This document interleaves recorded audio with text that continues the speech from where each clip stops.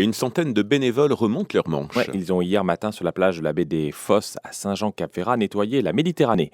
Une opération organisée par l'association SOS Grand Bleu qui chaque année nettoie un nouveau site dans le secteur notamment de Villefranche-Saint-Jean. Et Lisa Melia, elle aussi, a remonté les manches. La mer bleue, le sable blanc. À la surface, c'est le paradis. Mais sous l'eau, bouteilles, plastiques. Ils sont cachés là, tous les détritus. Je me rappelle d'une caméra qui avait été utilisée au large de Marseille. Muriel Auriol de l'association SOS Grand Bleu. Et on avait vu des centaines et milliers de bouteilles en plastique, de sacs en plastique qui étaient au fond de la mer, à 1000 mètres de profondeur. Bien sûr, on ne les voit pas, mais ces déchets vont rester des centaines, voire des milliers d'années dans les profondeurs. Et le problème commence sur la plage. Nicolas avait envie de se changer les idées après la pénible semaine qui s'achève.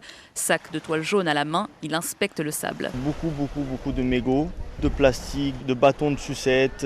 Ça énerve, surtout quand on a des enfants, de voir notre enfant jouer avec des mégots, faire un château de sable et de voir des déchets à l'intérieur. C'est pas sympa. Mais il y a de l'espoir. Pascal sort de l'eau, dépose ses bouteilles de plongée.